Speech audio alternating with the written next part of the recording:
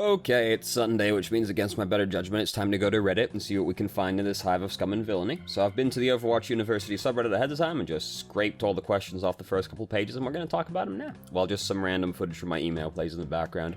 Remember when I put, like, a more exciting game up in the background, but then an MMO expansion came out and I haven't played it in, like, a month, so... How sad. Anyway, first question, which is me actually condensing a bunch of questions, because this probably made up, like, 6 or so questions across the whole subreddit when I checked, but it is, how will X be affected by the role queue? And most heroes pretty much won't be. I've seen a few things float around in the role queue, because, you know, we've only been petitioning for this thing, like, since the game came out and all, but, like, now that it's coming, people are, like, manufacturing reasons to be upset about role queue getting added to the game, because, hey, we've all got to be upset about something, right? You know?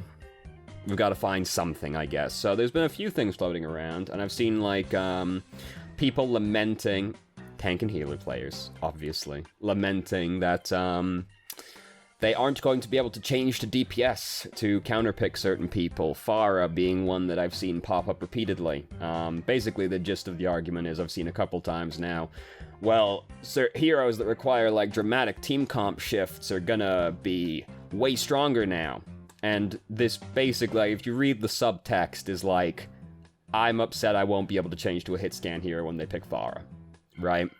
And my statement to those people is, you clearly don't know all of the people that counter Pharah if you think it's just the hit scan DPS, because all of the roles have things you can change to counter heroes in this game, right?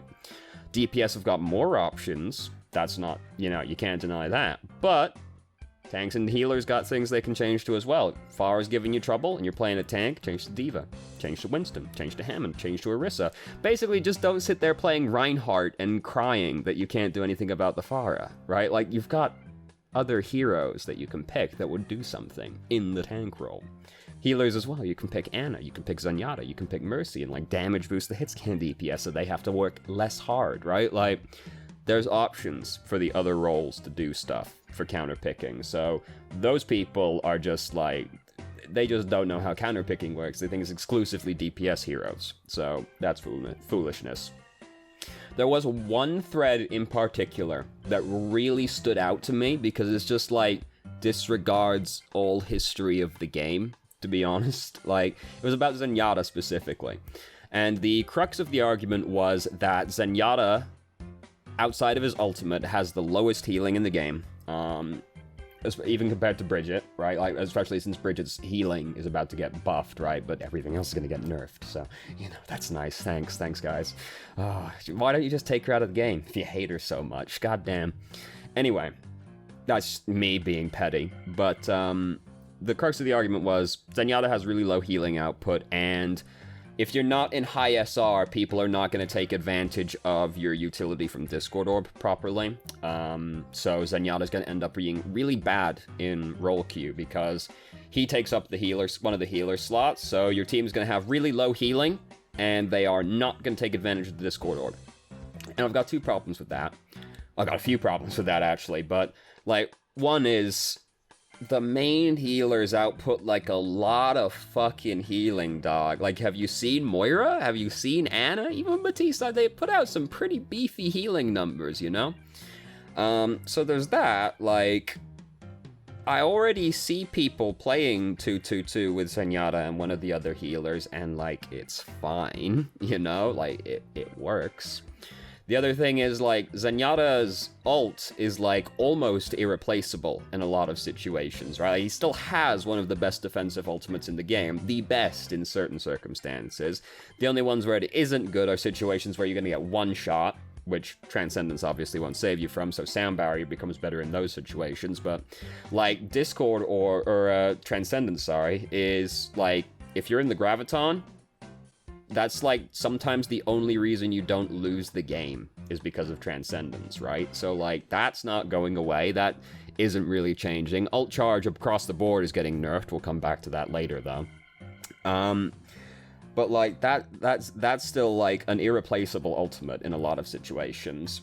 Third point If you think that people can't take advantage of Discord Orb in lower SRs, I think that is more often the problem is the Zenyatta moves the Discord Orb around fucking constantly, rather than putting it on a priority target and letting it sit there. Because what I have observed from most Zenyatta players, even in high SRs, is that they treat the Discord Orb like their own personal damage buff. It's my ability, and they just move it dependent on the person they're currently looking at the time, right? When the idea is to actually put it on an important target, usually the tank, and let your team actually do stuff with that. Like, if you're putting Discord Orb on the correct people, your teammates shouldn't need to go out of their way to capitalize on the Discord Orb, because you should be putting it on the people that they would naturally be trying to kill.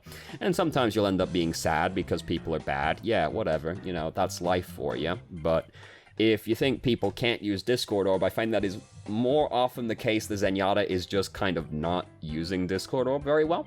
But there's that. That's my opinion on the situation. So, but here's like the big thing for me, right, though, is that, like, I've played this game since launch, and I remember when the go-to healer combo, for dive comp specifically, to be fair, but I remember when the go-to healer combo was Zenyatta Lucio, which is extremely low healing output. But that was what you ran with that comp back in the day. Things have changed a little bit now, but, like, it worked just fine.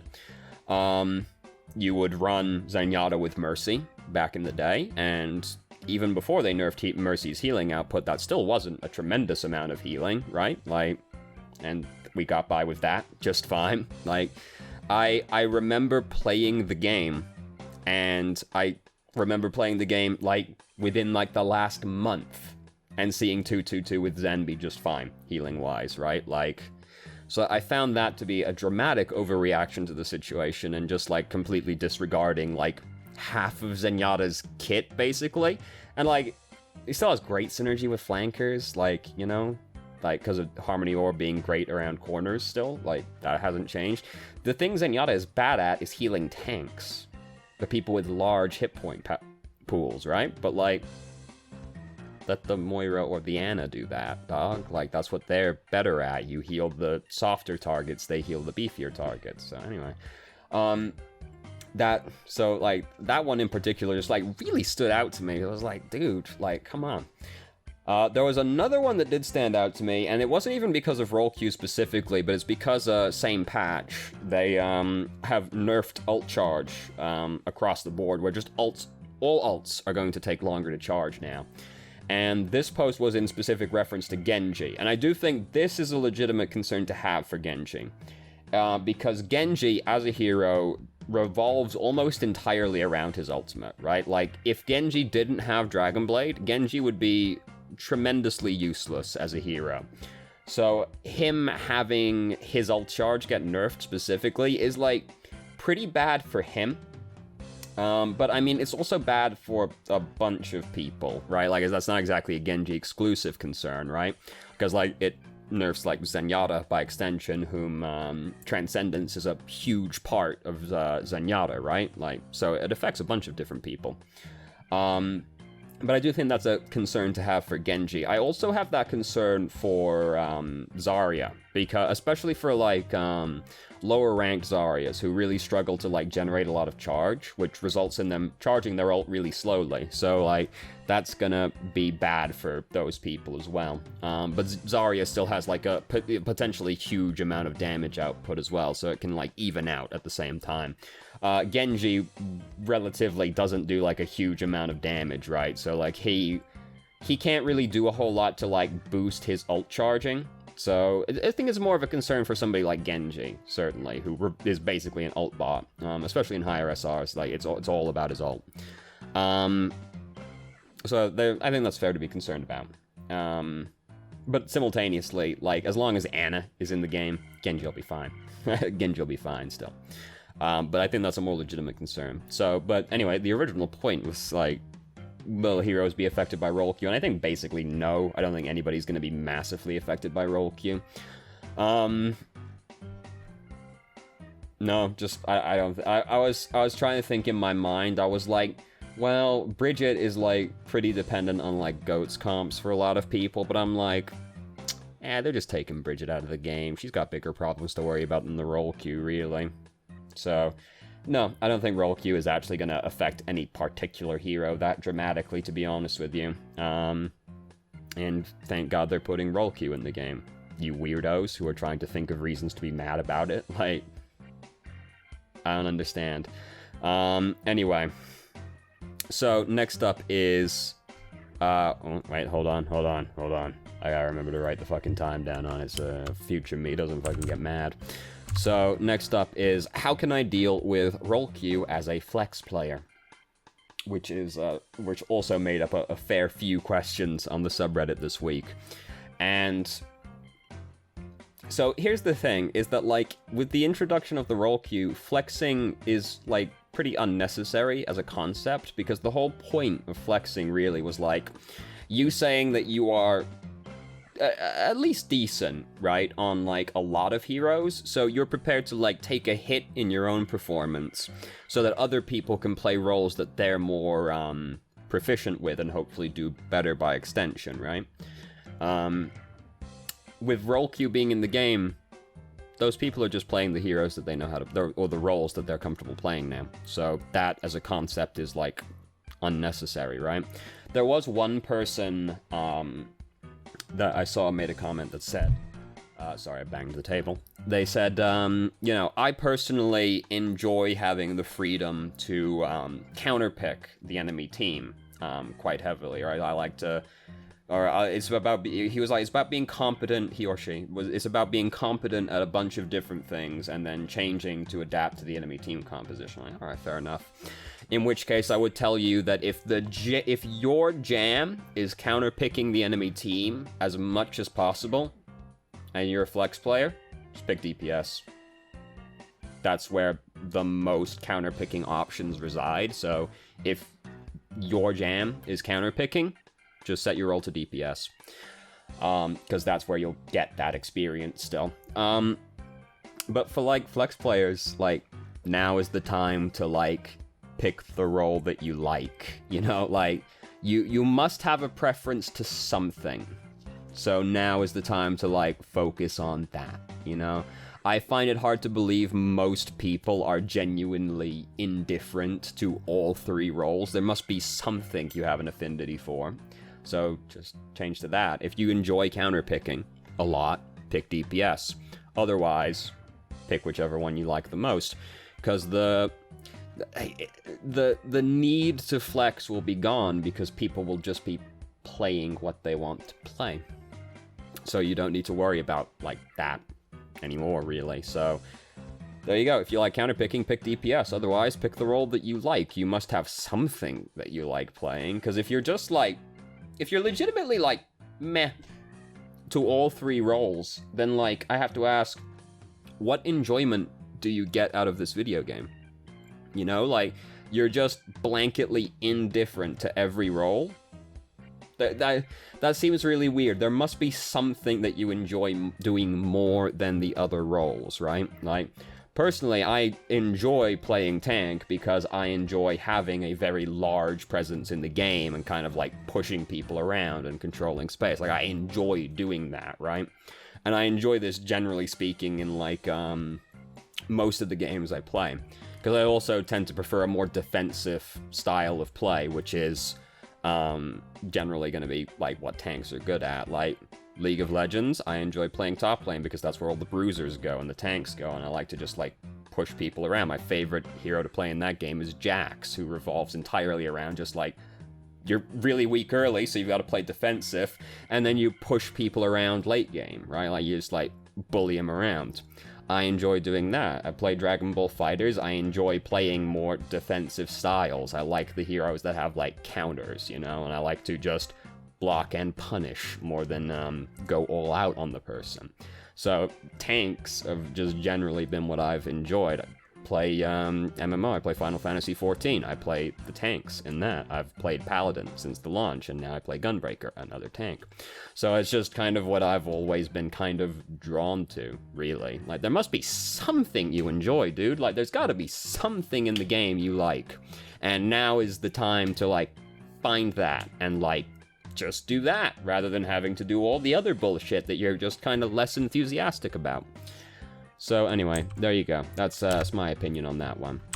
So, next up is, can you get good aim with your non-dominant hand? Which was a little bit of a weird one, I found, but yes, you can. It's just, like, really hard. You can get to a point where you are proficient with your offhand at things. I remember watching, it wasn't really a documentary, it was more like a piece and something else, but it was following this, tennis player? It might have been a badminton player. It was like one of those racket sports ball games. And the person was like good at this sport. And they were challenged within a month to try and get as proficient at this sport as they could using their offhand. And they were terrible at it for the first like 2 weeks or something like that. But then after that, they started getting to a point where they weren't as good as if they were using their dominant hand, but they were starting to close in on it after a period of adjustment. Like, you can teach yourself to use your offhand to do stuff, it's just like really hard, you know, like, because you've got to actually like train your brain more than anything else to do it. But you can do it if like you want to.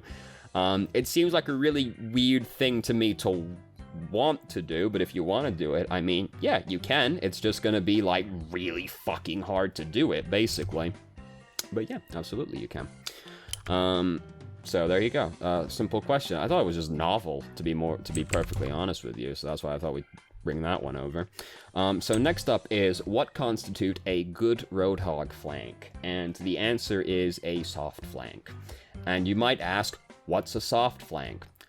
I'll start the game so that I can show you an example of it rather than trying to explain it to you in abstract terms. Alright, so here's an example of a soft flank. Basically, we're trying to find an angle to get around a shield, is pretty much what's happening. So imagine we're attacking Volskaya Industries right now, and our team is pushing up this way. And there's like an Orisa just like sat here, right? And we're sitting back here like behind our Reinhardt, our Orisa, whatever the fuck, and we're like just like poking away at the enemy team, but like there's a fucking shield in the way, dog. Like, goddamn. Can't do fucking anything about it. Can't hook them. They're just sitting behind the shield. What do? Well, we can do this, where we can go around this side, and now, hey, we can see around the shield, right? And the reason that this is like a soft flank is that like you're still in a position where you can retreat really easily. Because if they like turn to us right here, like, oh fuck, I'm getting out, and then we're out, right? So we're just like, come around here, we can peep around the shield, we can try and hook someone, we can give it a go, right? So that's a soft flank, which is fine to do on Roadhog.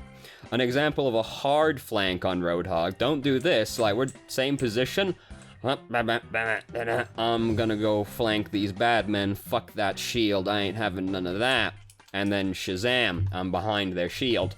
The problem now is that you're completely isolated, and Roadhog's not a fast or agile boy. So when bad things happen to you, you have to try and like muscle through the enemy team or like go a real long way to get to safety, right? So that would be an example of a hard and bad flank as Roadhog, but something like this is perfectly fine.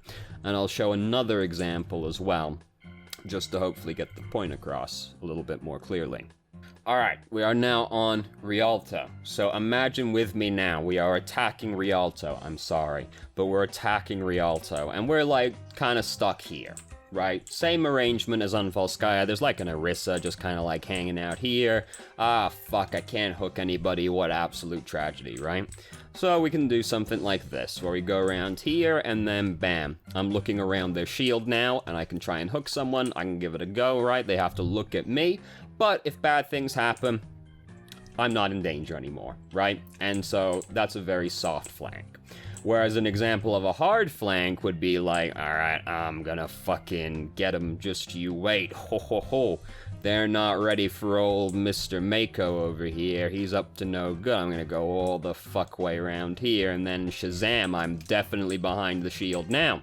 But again, you've completely isolated yourself, right? A very extreme example of a hard flank, I understand, but this is the, that's a bad flank to go for as Roadhog, because now you're isolated and you have much further to go to get to safety.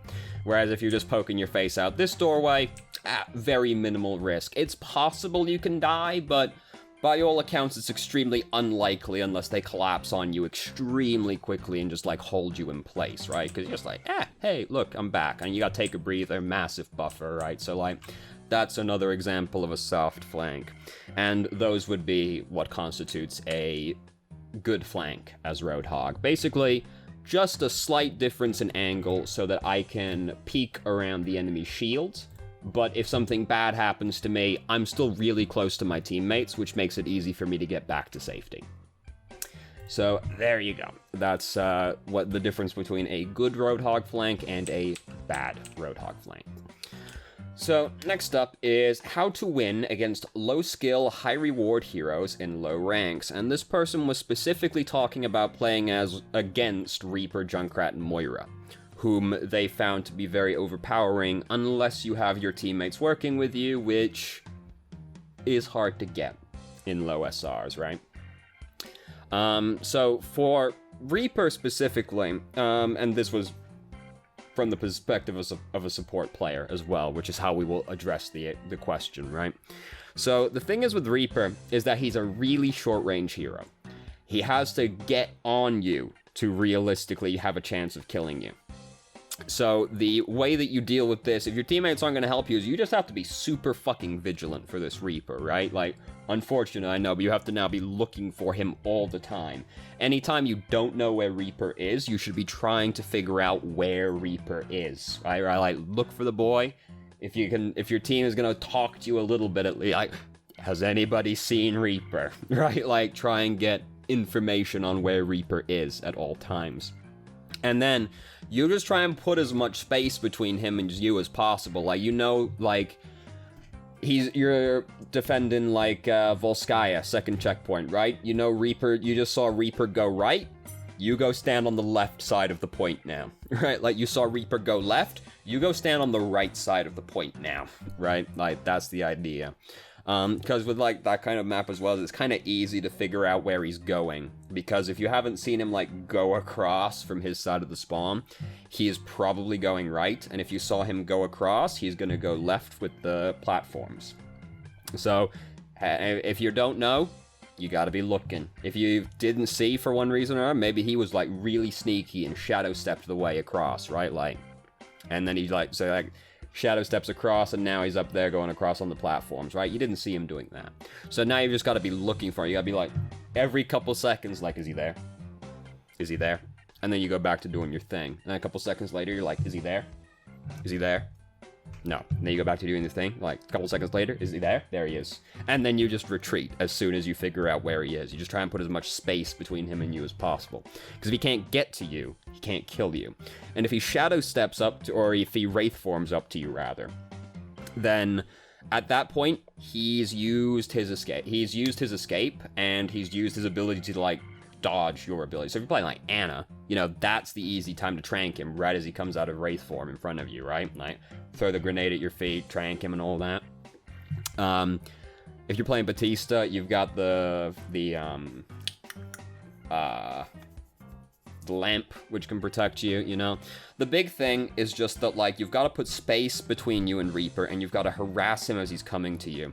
Because then, like, he has to make the choice, right? Like, you've been hitting him as he's approaching, and he has to decide at that point, like, okay, am I going to wraith form up to this person aggressively to try and kill them? Because I can't just walk to them, they're not going to let me do it.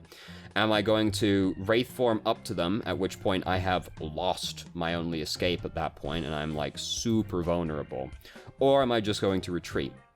Because those are his two options, right? Like, he can't just run at you as long as you're shooting him. So he has to use wraith form to get to you or disengage. But this is all based on, like, you being aware of where he is. Because if he sneaks up on you, you're dead. You didn't even get the chance to react and put space between him and you, because by the time you figured out where he was already on you. So it's too late to do anything about it. So it's, like, mostly an awareness thing with, like, Reaper. Junkrat, like, if Junkrat's flanking you, like, something's gone terribly wrong, right? Like, same deal, you've just got to be looking for Junkrat, and it's really obvious when Junkrat's flanking, because, like, suddenly bombs have stopped coming through the doorway, right? Like, he's one of those heroes where when he's starting to do something funky, like, it's pretty easy to figure out something bad's about to happen, because he just suddenly stopped shooting. It's like if you can't see a soldier or a McCree for an extended period of time, they're up to something, because they're meant to be there, like, doing consistent DPS, right? So if they're ever gone for, like, a few seconds, you should be like, where's Soldier? The answer is probably sneaking up on you. And, like, Junkrat, as long as you're, like, the thing is, you have to watch the bombs and just kind of, like, avoid walking into them, which, I mean, it sounds so obvious, but, like, the amount of times I've seen someone just kind of, like, stand in the path of the Junkrat bombs, like, it'll be fine. You have to respect the fact the bombs are coming in your general area and make an attempt to dodge them, you know? Like, especially, like, low-rank Junkrat, he is probably not super good at aiming his bombs, right? He's probably spamming them in a lot very randomly, right? Once you get better at Junkrat, you get better at, like, predictive movement and, like, shelling correct areas, right? Like, or productive areas, I should say. Low rank Junkrat, he ain't gonna be doing that. He's just throwing bombs in there. It's like, you just gotta, like, respect it. You gotta remember, if you get clapped by one of them, you took a lot of damage. So you have to just be respectful of Junkrat bombs, which I find is usually the problem in low ranks. They just don't respect the Junkrat bombs, and then they happen to get hit by 2 back to back, and they're like, fuck, I'm dead. Yeah, like, there's not a lot of margin for error here. Like, if you get hit by 1, you took most of your health and damage, so you have to be very respectful of the fact that these things can kill you very quickly, and play around that. And with Moira, yeah, Moira players flank you, will come to flank you, and, like, you know, this is gonna kind of suck to hear, you really are gonna have to just hit the Moira, right? Like, Moira kills you extremely slowly, so if you hit her with, if you're playing like Ana, if you hit her with the dart, she's fucked. If you throw the grenade on her, she can't heal herself. She's way more vulnerable now. They're going to use Fade at that point. And then they're in a similar position where they're playing Reaper, right? Like, they had to use Fade for one reason or another, and now they're like, well, am I going to keep fighting the person, or am I going to use Fade to run away, right? And if they use Fade to keep fighting you, well, now they don't have their main method of survival, and at that point, you just have to kill the person. Moira being very vulnerable after Fade is on cooldown. So, like, you know, it kind of sounds like a cop-out answer, but, like, it is just, like, Moira kills you extremely slowly. And here's a tip for you with, like, all of these people when they get up on you as well in low SRs, is they're going to spend a lot of time hopping back and forth. Like, they're going to do a lot of bunny hopping, right? The thing is with bunny hopping is that it makes you more predictable in your movement, because once you jump, you're locked into that arc. You can alter your momentum ever so slightly, but if you jump to the side, you are jumping to the side, right? You are jumping to the right now.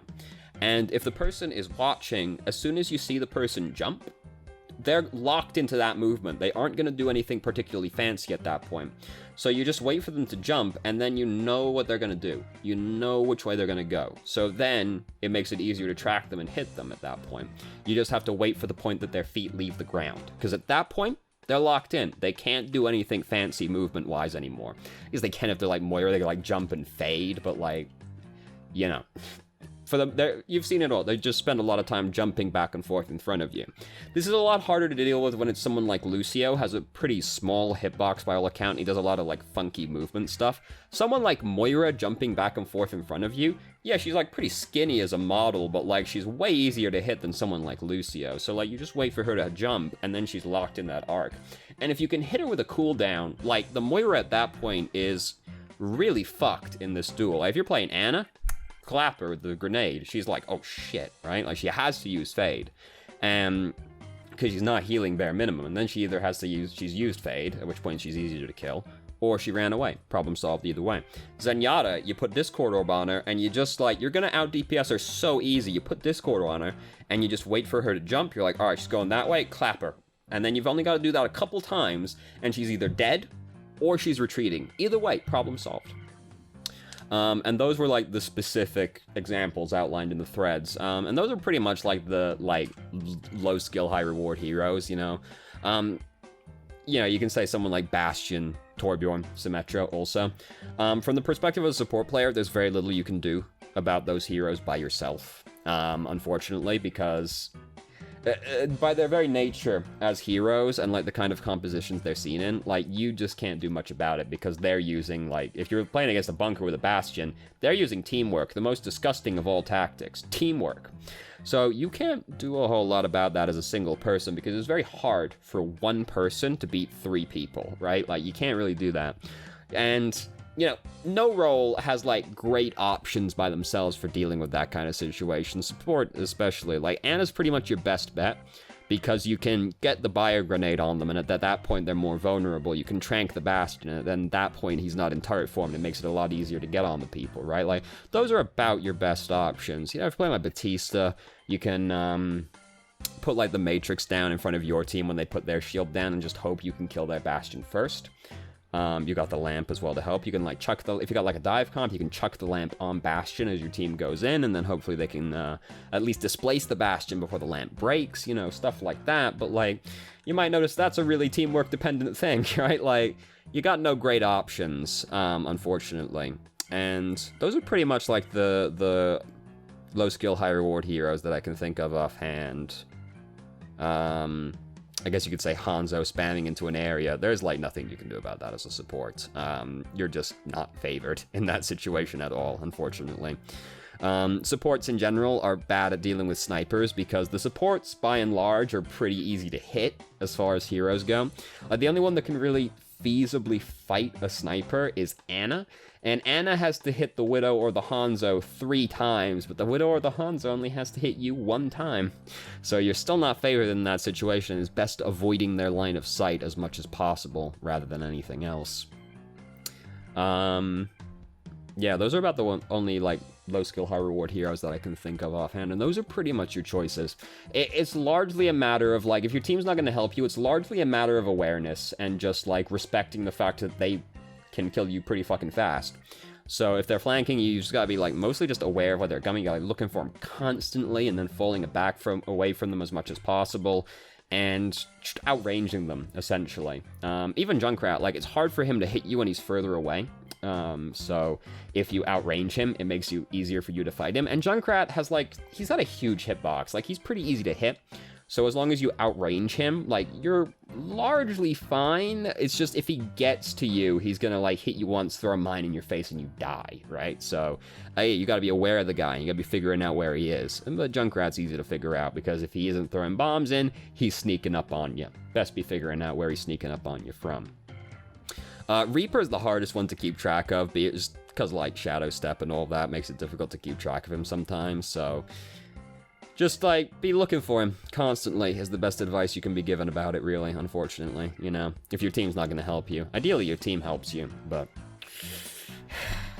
so, next up, and this is actually the last question for this week, though maybe we'll do a bonus question just because I've been asked the question personally a lot, but we'll see how long I'm talking about this one for. So next up is, at least below Diamond, does it really take that much practice slash skill to be a good Doomfist? And mechanically speaking, not really. Doomfist is not that hard to play in terms of mechanics. Once you learn how to do the combos as Doomfist, you've got it, right? Like, as soon as you've gotten used to, like, slam, uppercut, shoot the guy in the air, rocket punch out, like, you know, that's pretty much peak Doomfist performance right there. Like, that's the hardest maneuver mechanically Doomfist has to perform, and it's not even that bad, right? Like, the hardest part is just aiming the shotgun after the uppercut. So, like, mechanically, Doomfist isn't actually that hard to play. The thing that takes practice is learning when and how to engage, right? Like, you've got to pick your time to go in, which below Diamond, even above Diamond, to be honest with you, is largely who's most by themselves right now, right? Because there are certain people, Doomfist fucks up, and you've got, like, a pretty wide margin for mistakes as well. Like, his passive shield that he builds up from doing damage is, like, really beefy. So you've got, like, a fair amount of margin for error in this, but you find the people that are by themselves, you go in on that person, and then you kill them, and then you disengage. The thing that gets Doomfist players in lower SRs, definitely, is that they overestimate their odds against a group of people, right? Or they think they can just kind of get away with anything. Maybe they're not used to being punished for stuff, or they're not used to playing against teams that actually have crowd control, right? So they kind of think they can get away with anything, and then they just jump into the enemy team like they've always done, and McCree flashbangs them, Bridget stuns them, and then they're dead before they got to do anything, right? Like, that kind of thing happens to Doomfist players. So it's about picking your times, right? Like, just kind of like any flanker, really, it's about figuring out who your priority targets are, and then trying to get to them while avoiding the things that are threatening to you personally, which is, for all flankers, hard crowd control. Doomfist's no different. As long as you can keep moving, you're extremely hard to deal with, but as soon as they start locking you down, you're fucking dead. So you have to be like, alright, I see they've got a Bridget and a McCree. Where are they? If only one of them is near the person I'm trying to kill, I can deal with that, right? I can play around the one person, but if they're both sat next to this person, I'm gonna have a trouble. So then you've got to wait. You've got to try and, like, pull them apart a little bit, wait for one of them to stray away, wait for your team to start engaging, try and coordinate with someone to go in at the same time. You know, you've got options here, but it's the same as playing any other flanker. It's just that you've got to pick your time, pick your targets, and then play around the things that are threatening to you. Once you get used to that, like, Doomfist, as far as all of the flankers go, Doomfist is one of the least skill-intensive, at least mechanically. I would say the only one that's easier than him mechanically is Reaper. Just because you get up behind the boy and you put the reticle over the man, it's a fucking shotgun. It's not exactly a precision weapon, right? So I would say Reaper is easier than Doomfist, especially with Reaper having Wraith form. A fucking fantastic escapability, right? Like, as long as you're not just wasting Wraith form, there are not many situations you can get into where you have no option for escape, right? And now even Shadow Step can get you out sometimes, ever since they buffed it as well. But as long as you're not, like, fucking 20 miles behind the enemy team, Wraith form is gonna get you out. So Reaper is easier than Doomfist, I think, but other than that, like, Doomfist is, like, right above Reaper, in terms of difficulty, like, just barely higher. He looks hard to play mechanically, but, like, once you learn how to do the combos, that's pretty much it. And, something like that they always tell you when you're learning how to play Doomfist is don't use Rocket Punch to kill people. Sometimes you do use it to kill people, but largely use Rocket Punch as mobility rather than killing people. Because it's kind of harder to kill people with Rocket Punch than just by shooting them once you get better at it, just because getting them to hit the wall is really fucking hard, and if they don't hit the wall, they don't die, right? Like, it's way more consistent to do the uppercut combo instead.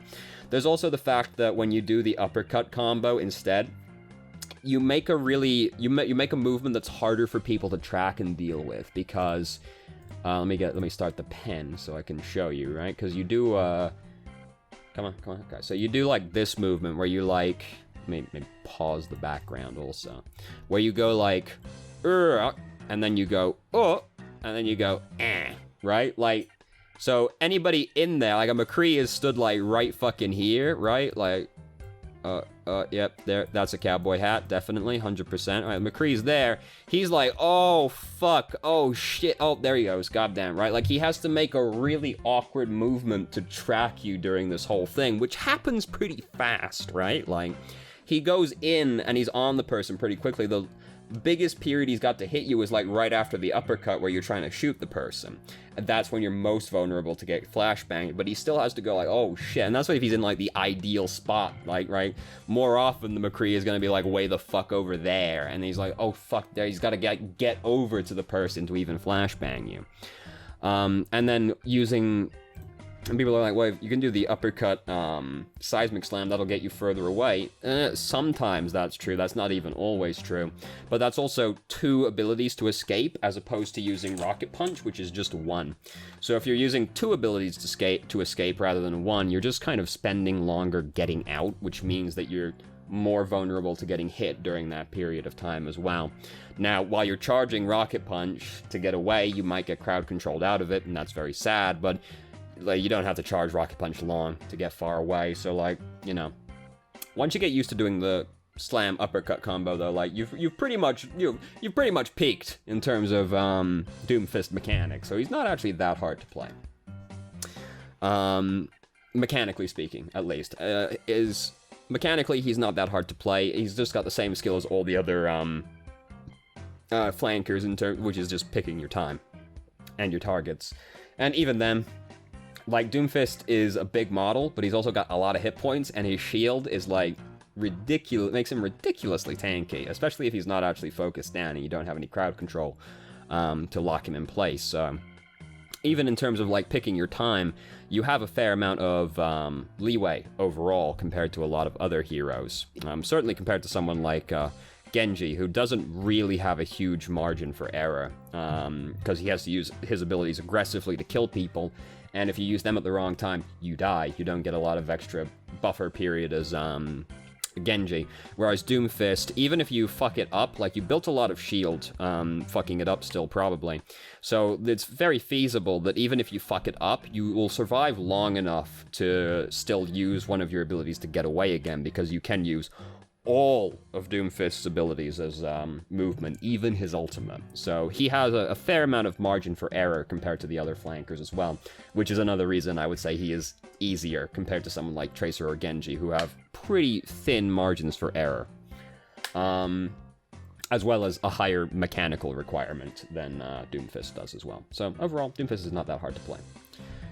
And I'll do this one as well while we're here, just because I've personally been asked this question a few times, which is since the patch happened, basically, which is, what about Bridget? Because I like Bridget a lot, and Bridget's getting pretty fucking nerfed. True story, she sure is. So, one thing, let me get the patch notes up. We'll even do the patch notes real quick while we're here, right? Because that will, these are, Bridget has gotten pretty fucked, in my opinion. So here, hey, let's do some patch readings real quick. So here's the big boy, right? Global alt cost increased 12%. Not sounding like a huge amount, but like, you know, it's big enough that you'll notice, especially on the heroes that are kind of slow to charge their ultimates in general. Anyway, it'll be more obvious. Ashe reload time per shot reduced by 0.5 seconds. Again, something that doesn't seem like a huge change, because you're like, oh, 0.05 seconds buff. What the fuck is that even gonna matter, right? Well, people, they changed McCree's recovery period by like 0.1 seconds, and that's pretty fucking noticeable, isn't it? So if you played Ashe, you'll definitely notice. And I do feel like the recovery on Ashe's reload is a little overly punishing for how long her reload is. So here's the big boy changes, right? So Inspire passive, healing amount increased from 100 to 130. Self-healing from Inspire is now halved. Now, fortunately, they did buff the healing at the same time, so it's not as bad as it initially seems, but still, a nerf to Bridget's overall sustain. Armor pack got buffed in one way, got nerfed in another, because now it holds 3 charges, and it increases the amount of healing has been nerfed, and not an instant heal anymore. But if you stack them, the duration will be extended by 2 seconds. So, you know, she gets to have more of them. That's nice. It's less restrictive as a cooldown because you've got extra charges of it. That's nice. But the fact it's not a burst heal anymore, like the fact it was a burst heal is like what made Armor Pack or Repair Pack so strong. Because you throw it on a person who was about to die and they didn't die. It healing over 2 seconds. 2 seconds is longer than it sounds, right? Like, if someone was about to die and you threw that on them, like, doesn't help anymore. Or it doesn't help as much anyway. So, you've got to put it on a person a lot sooner. You can't use it as reactively as you would have done previously. But now you have spares in reserve, so you can throw it on someone a little bit more predictively, and you won't be as likely to get punished for it. It also still overheals and all that, like, that hasn't changed, so that's nice. But, like, the fact it's not a burst heal to me, and the nerf by 30 on it, like, I'm a little upset about it. But that's not the change that does it for me yet. They did buff Whip Shot. Outgoing velocity increased from 60 to 80. Something that I can't visualize in my head what that means, right? Like, that's one of those changes that, like, you read it on paper and it doesn't mean anything to me. Like, when they tell me that the explosion radius on something has been increased by, like, 0.1. I'm like, what does that look like exactly? Because it's 0.1 in a sphere, so, like, it's, like, bigger than it sounds on paper, but at the same time, like, it's something I can't visualize personally, but it is nice. And the retracting time reduced by half, so that's fucking sick. Like, that's great, fantastic. Whip Shot's recovery is massive, but here it is. Here's the change, right? This is the one that kills it for me. Barrier health reduced from 500 to 200. So I'm using, like, Mercy as a shield now. So this basically, like, kills pretty much all of Bridget's potential to do stuff offensively, right? Like, this massively puts Bridget as just a defensive hero at this point. Because her self-healing has been reduced. And her barrier has been reduced by over half. This started at 600, and now it's down to 200. So that's great. So, like, most DPS, pretty much all DPS, and most heroes are gonna break a 200 health barrier if you're approaching them really quickly. So now, you can't do stuff as aggressively as Bridget anymore, which makes it really hard to just, like, get in there and do, like, any bullying around. So now, you have to play Bridget defensively. Her potential to be played offensively has been very crippled. So, like, if you can't get in there and just, like, push people around as much as Bridget anymore, like, she's so much less useful. The thing about Bridget that's, like, really strong is the amount of attention she requires from somebody, right? Like, you can get in there and you can fuck a person up. With the self-healing lower and the shield reduced, like, it's so hard to do that now. Because a lot of playing Bridget in, like, a skirmish as well is, like, using your shield to, like, regenerate behind the shield if you take a chunk of damage. Now, the shield's lower, and you regenerate slowly. So, like, your ability to actually, like, duel somebody has been dramatically reduced as well. Like, fighting a Roadhog as Bridget might take you a while, but it was, like, totally free. Like, as long as you didn't fuck up, it was free. You could get that Roadhog, no problem. It would take a while, but you could get him. But now, like, he'll break your shield so quickly, and at that point, you've got no recourse. Roadhog's gonna fuck you at that point, especially with the reduced healing. So, you can't do aggressive stuff as Bridget anymore. So, like, massive, massive nerf to Bridget overall from my perspective. If you're playing Bridget defensively still, great, awesome, you know. I guess you can still, like, stun the Genji and all that, but, like, if you can't do stuff, if you can't go in and make, like, aggressive plays as Bridget's so much less useful, dude. And even then, even if you're playing defensively, they reduce the duration on stun from Shield Bash as well. So you're even not as good at peeling for people anymore. And then Bridget, on top of the global ult nerf, gets her cost increased by 10% as well. Great. So as far as I'm concerned, Bridget's dead. I think they've killed her dead. This is the patch where I was like, you might as well have deleted her. Someone on the Discord made the point that with the rally buff and the armor pack on somebody, if you had rally going as well, like, you could heal somebody a lot, feasibly speaking. True, but here's my counter argument to that. Healing has never been the thing with healers, weirdly enough. The supports have very rarely ever been about healing.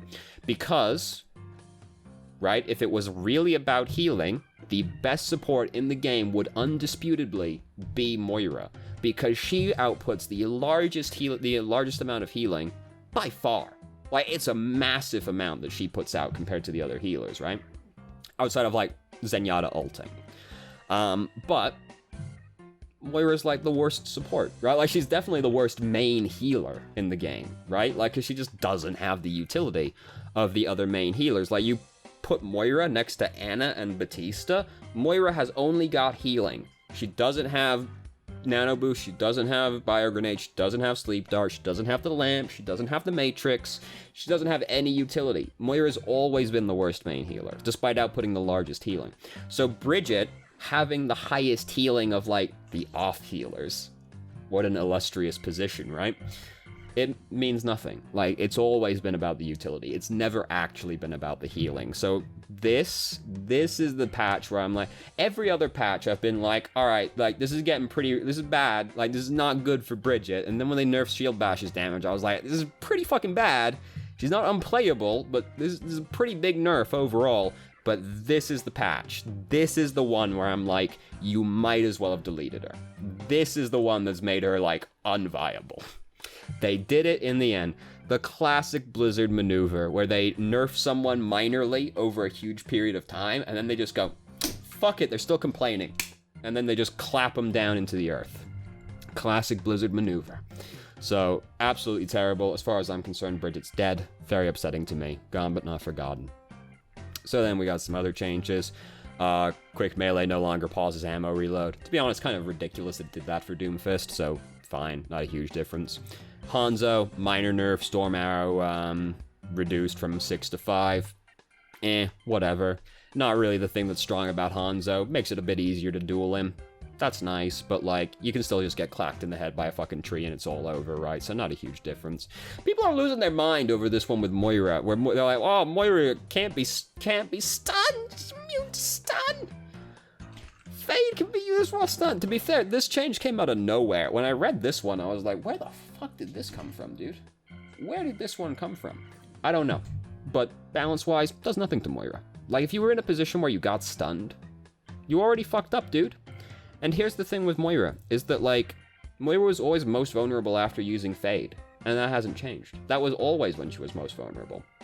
You could already, like, just avoid the stun with Fade, right? So now you just have a bigger buffer where you can do it if you get stunned as well. But, like, the way you kill Moira hasn't changed. It's still get Moira to Fade and then kill her. Like that's still the case. That was already the case, and is still the case now. So, like, this doesn't make any difference. And for, like, most Moira players, here's how most Moira players die. They fade in, and then die, right? Like, that's what usually happens. So, like, this is nice, great. Like, this will undoubtedly make a difference now and then. Like, there will be situations where I'm, like, sick. I would have died without this buff. But, like, those situations are going to be pretty minor. The way you kill Moira is the same. It was already get her to fade, and then kill her. It's the same now. So, no difference. I played a lot of Moira.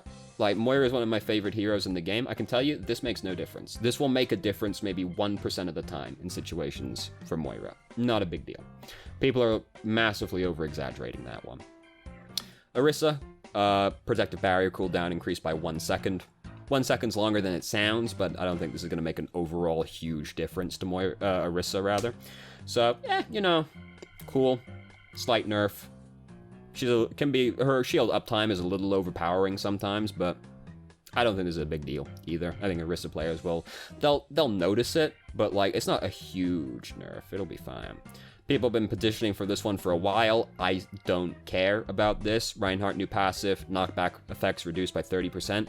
This needs to be way higher for it to actually make a difference, right? Because, like, fuck it, I'm playing Reinhardt. I get knocks. If Hammond gets me, I'm going so fucking far, dude. Like, I'm going so far that 30% is still not going to be enough to stop me from dying. If, like, Winston's juggling me, 30% ain't going to stop me from still getting pushed all the way into the enemy team, right? Like, it's not going to stop that situation. The most this helps you with is, like, Lucio booping you. That will have a fairly different, like, a fairly dramatic effect to that one. But, like, the things that really fuck Reinhardt in terms of knockback are, like, Hammond hitting you. And Hammond's knockback can be so fucking far that 30% will still not save you. This needs to be, like, 50% to save you from Hammond. Right? Like, I have been playing on fucking Dorado, and I've gone from, like, one end of the square to the other, right? Like, as fucking Reinhardt getting hit by Hammond. Like, 30%'s not enough to save you from Hammond, and that's the main knockback that's gonna kill you as Reinhardt. So I don't think this makes that much of a difference. It needs to be so much higher to save you from Hammond, and Hammond's the main one that's going to get you with this one. So not a huge deal, I don't think, either. You know, it's nice. You'll notice it, especially if a Lucio's trying to boop you in, like, the well, right? Like, you'll notice, but you already weren't playing Reinhardt on that map. You were already playing Orisa, weren't you? So it doesn't make a difference.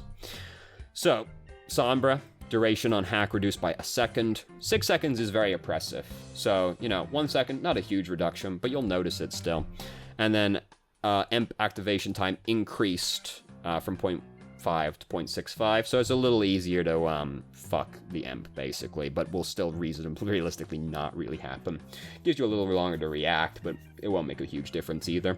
The hack one is bigger than it sounds, but it's not going to make any Sombra any less oppressive to play against if the Sombra is good. Symmetra, Teleporter, now lasts an infinite duration. You can destroy the teleporter when you want, because now it's a permanent structure. Cooldown starts when it's destroyed, rather than when placed, so you don't get any cool refund stuff happening. Cooldown in general increased to 15 per second. Maximum range increased. Teleporter now breaks if it is more than 40 meters from the exit, but the maximum range is 30. So I don't really know how that happens, but I guess, like, if any kind of edge case scenario happens, it'll get fucked regardless, right? And then they nerfed the time where you can reuse it as well by half a second, so a little easier to get Symmetra if she's doing any fancy teleporter stuff. Overall, just, like, nice. Well, unlikely to make a huge difference balance-wise. It feasibly could. Like, you could do stuff now where you place the teleporter in, like, just kind of an obnoxious position, really far away. I'm thinking, like, King's Row, attack first checkpoint. Like, you can put it in some, like, high places and be, like, really annoying with it until they break it. Because now, like, there are situations where you'll have to break it, but it could be far enough away that it's obnoxious to do that, especially depending on your comp. So, like, there are situations now where this could feel really oppressive to play against if you can't, like, break the teleporter, but most situations probably won't make a huge difference overall. But there will be some situations where this will feel, like, terrible with an infinite duration. Tracer's Pulse Bomb, they increased the damage by 50. Don't care. Whatever. Wrecking Ball, they basically made Minefield easier to use, where the projectiles are slightly faster, which means they'll spread out a little bit more. Makes it easier to create a wider minefield, especially from high in the air. Will also mean it'll be easier to stick your mines to walls at the same time if you're in a kind of confined location, so bear that one in mind. And they reduced the deploy time to basically a non-existent amount.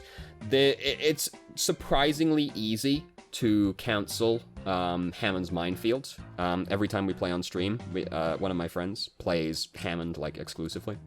And he gets his ult eaten, like, pretty frequently. And he's, like, pretty good at Hammond. So, like, that will happen dramatically less often now. So, that's nice. I think it's kind of outrageous, to be honest with you, that you can interrupt Minefield. Like, it just doesn't feel like one of those ultimates that deserves to be cancelable at all by, like, crowd control or anything like that. So, to be honest with you, I would be fine with it being just strictly uninterruptible, but, like, this is close enough for me. Like, it could now happen to you still, but it will be very rare that it does actually happen. Bug fixes, I don't think there was anything in here. Heroes, Doomfist, you know, hey, we got some bug fixes for Doomfist. Oh yeah, there was the...